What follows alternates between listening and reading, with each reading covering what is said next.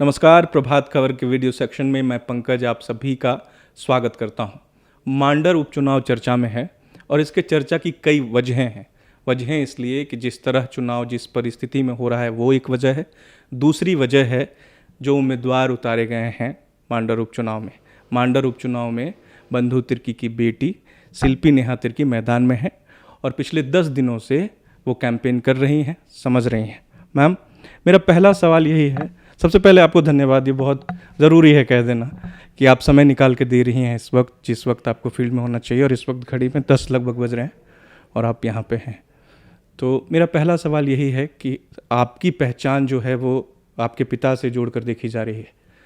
अगर उनके नाम को हटाकर आपको देखने की कोशिश करें तो कैसे आप अपने आप को दर्शकों से या फिर अपने मतदाताओं से कैसे परिचय कराएंगे? तो मैंने तो काफ़ी सारे इंटरव्यूज़ में अपना एजुकेशनल बैकग्राउंड्स बताया है। जस्ट टू रिकैप, मैंने बैंगलोर से स्कूलिंग रांची से ही किया है, सेक्रेड हार्ट एंड जेवियर्स से, एंड फिर मैंने ग्रेजुएशन जो है अपना बैंगलोर से किया है, और फिर बॉम्बे से अपना मास्टर्स इन कम्युनिकेशन भी किया है, एडवर्टीज़मेंट एंड कम्युनिकेशन। और फिर काफ़ी समय के लिए मैं बैंगलोर में जॉब भी कर रही थी, फिनटेक कंपनी के लिए, डिफरेंट ब्रांड्स के लिए एज अ ब्रांड मैनेजर। और समस्या ऐसे होने के कारण मुझे पॉलिटिक्स में आना पड़ रहा है। मैंने कभी ये सोचा नहीं था ऐसा कुछ होगा, कभी पॉलिटिक्स में मुझे आना पड़ेगा। बिहाइंड द सीन्स तो मैंने अपने बाबा को हमेशा ही बहुत करीबी से देखा है, बट इस तरह का हालात बनेगा और इतना सडन बनेगा ये तो कभी नहीं सोचा था। रहा बात मेरे बारे में, अगर उनका नाम हटा दिया गया तो हु एम आई, तो मैं अपने बारे में बस यही बोलूँगी कि मैं हमेशा से काफ़ी संघर्ष को मैंने देखा है, एक परिवार में, एक पॉलिटिकल बैकग्राउंड से होना, और जहाँ पे मेरे बाबा ने खुद अपने बलबूते पे खड़े हुए, बहुत समय के लिए हमें समय नहीं दे पाते थे।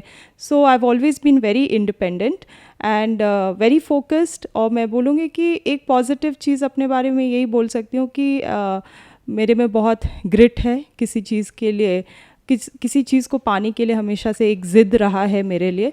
तो दैट्स अबाउट मी। अच्छा, मैंने कई इंटरव्यूज़ में देखा है, आप पहले भी ये कह रहे हैं कि आना पड़ रहा है, तो मजबूरी तो नहीं है, आप इच्छा से आ रही हैं।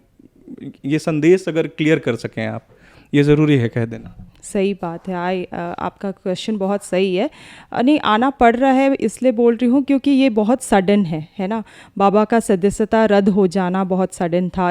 इतना बड़ा सेंटेंस उन्हें कन्विक्ट किया गया है, ये बहुत बड़ा था। सडनली मेरा पिक्चर में आना ये बहुत एक सडन सा चीज़ रहा है, इसीलिए मैं बोलती हूँ कि मुझे आना पड़ रहा है। नहीं तो एज एन अपॉर्चुनिटी देखिए, ये किसी भी यूथ के लिए एक बहुत ही बड़ा अपॉर्चुनिटी है। एक इतने अच्छे पार्टी से आपको टिकट मिलना, इतना गठबंधन का आपको सपोर्ट होना, तो as a platform I am very thankful, है ना। मैं बहुत ही आभारी हूँ इस चीज़ की। किंतु आप एक गति पे चल रहे होते हैं अपने लाइफ में, सारे चीज़ों को, सारे डिसीजन, सारे प्लान्स को आपको छोड़ के आना और अपने आप को एक पॉलिटिकल सिचुएशन में डालना, अपने आप को एक समाज सेवा में डालना, ये सारे बहुत डिफ़िकल्ट सिचुएशंस होते हैं, बहुत डिफ़िकल्ट डिसीजंस होते हैं लाइफ के। सो इसलिए आई थिंक यही क्लैरिटी मैं दे सकती हूँ इसमें अभी। आप जो पढ़ाई की है आपने, जिस पेशे में रही हैं, वो प्योर कॉर्पोरेट और बहुत प्लानिंग और बहुत रणनीति के साथ चलने वाली, एक तरह से कहें कि आपकी जॉब रही है। राजनीति अलग है उससे, इसमें वो रफ वो चीज़ें नहीं है, इसमें इमोशन है, समझना पड़ेगा समस्याओं को, उनके स्तर पर आकर समझना पड़ेगा। कैसे दोनों में सामंजस्य स्थापित कर पाएंगे आप? बिल्कुल, देखिए, जहाँ तक राजनीति की बात है, बाबा के साथ हमेशा मैं पली बड़ी हूँ, उनको राजनीति करते हुए देखा है और ग्राउंड लेवल, ज़ीरो लेवल से उन्हें राजनीति करते हुए देखा। बहुत बार उनके साथ प्रचार में गई हूँ, कई सारे कामों के में उनके साथ घूमी हूँ, लोगों से मीटिंग जब करते थे उनके साथ गई, तो देखा है एक बिहाइंड द सीन में। बचपन से आई कैन से 30 इयर्स का मेरा एक्सपोजर रहा है पॉलिटिक्स में, है ना, बट बिहाइंड द सीन्स। और रही बात कॉरपोरेट बैकग्राउंड का, तो हाँ, एक बहुत स्ट्रक्चर्ड बैकग्राउंड से मैं आती हूँ और इसे एक तरह से मैं पॉजिटिव चीज़ की तरह देखती हूँ कि मैं इन दोनों को, जो भी मेरा बिहाइंड द सीन एक्सपोजर रहा है पॉलिटिक्स में और जो मेरा स्टडीज़ रहा है एक मैनेजमेंट का, एक एडमिनिस्ट्रेशन लेवल का एंड इम्प्लीमेंटिंग दिस, इन दोनों को साथ में लाके मुझे लगता है एक बहुत पावरफुल सा चीज़, जो पावरफुल थिंकिंग है, थॉट है, एक्शन है, वो मैं इस फील्ड में क्रिएट कर सकती हूँ। सो मैं इसे एक पॉजिटिव रूप से देखती हूँ। झारखंड की राजनीति जो है दूसरे राज्यों की राजनीति से या फिर जो सेंट्रल पॉलिटिक्स है उससे अलग है। यहाँ की समस्याएं अलग हैं और ख़ासकर जहाँ से आप चुनाव में खड़ी हैं वहाँ की समस्याएं भी अलग हैं। इतने सालों से आप झारखंड से दूर रही हैं, वो समस्या समझने में 10 दिनों में आपकी फाइंडिंग क्या रही? देखिए, रही बात आपकी पहले क्वेश्चन की, जो सेंट्रल का जो होता है प्रॉब्लम्स, वो बहुत डिफरेंट होता है। जो पूरा पैन इंडिया प्रॉब्लम्स होता है वो बहुत डिफरेंट होता है स्टेट लेवल या रीजनल लेवल से। ये मैं मानती हूँ। बहुत सारे जो रीजनल इश्यूज़ होते हैं, जैसे हमारे खतियानी इश्यूज़ है, हमारे झारखंडी परंपरा को जो आरक्षण करने की जो इश्यूज़ रही है शुरू से, ये सबसे मैं काफ़ी वाकिफ़ हूँ, क्योंकि जैसे मैंने बोला, बाबा के साथ हमेशा मैंने ये सारे चीज़ डिस्कशंस किया है, उनसे मैं बहुत ही करीब रही हूँ। तो उनके लिए वो एक नेता ही नहीं है। बाबा जो है बंधु तिर्की जी, वो एक आंदोलनकारी भी रहे हैं। तो उनसे जब मैं इतना करीब हूँ, हमेशा उन्होंने ये सब बातें मेरे से डिस्कस की है, तो इसका ज्ञात है मुझे। और रही बात सेंट्रल लेवल या पैन लेवल जो भी प्रॉब्लम्स है, वो तो बिल्कुल आपके रीजनल लेवल में भी है। जैसे बेरोजगारी की इश्यूज़ है, जो सेंट्रल पॉलिसीज़ जो है जो अच्छे से इम्प्लीमेंट नहीं हुए, वो इश्यूज़ है। तो मुझे नहीं लगता है कि आप बिल्कुल रीजनल और सेंट्रल को अलग कर सकते हैं प्रॉब्लम वाइज। कुछ इश्यूज़ ऐसे हैं जो पैन इंडिया है और हमें एक सूझबूझ के साथ उसे हैंडल करना है। 10 दिनों से आपने बताया कि आप अपने क्षेत्र में दौरा कर रहे हैं। ऐसी कोई समस्या लगी जिसे लगा देखकर कि सबसे पहले अगर मैं चुन कर आई तो ये हल करूँगी मैं? बिल्कुल, देखिए, वहाँ पे अभी जो मैं दौरा कर रही हूँ, वहाँ पे लोगों का एक सिंप्लिसिटी, लाइफ के लिए रहन सहन, सब चीज़ देख के ही बहुत एक एक डिफरेंट सा एक्सपीरियंस है मेरे लिए। और रही बात वहाँ पे, जैसे मांडर क्षेत्रों की बात करूँ, तो वो काफ़ी प्रोग्रेस क्षेत्र है, ये तो बोलूँगी।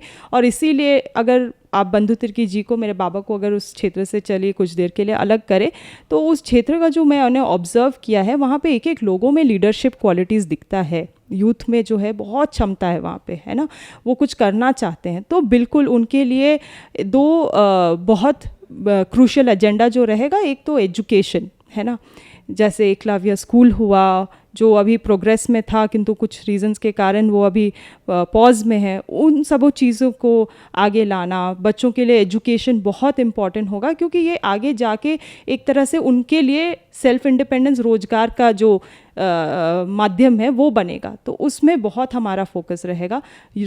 वुमेन एम्पावरमेंट में भी बहुत रहेगा। जो महिलाएं हैं वो, उनमें भी एक बहुत कुछ करने की चाह है।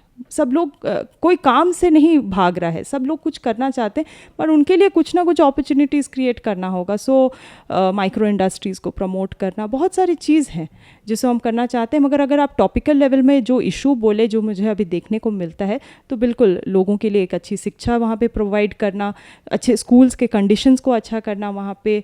और क्योंकि कोरोना काल के कारण काफ़ी ड्रॉप आउट्स भी हुए हैं, तो उन बच्चों को वापस से स्कूल में ले आना और यूथ के लिए एम्प्लॉयमेंट अपॉर्चुनिटीज़ ओपन करना एंड वुमेन एम्पावरमेंट भी करना।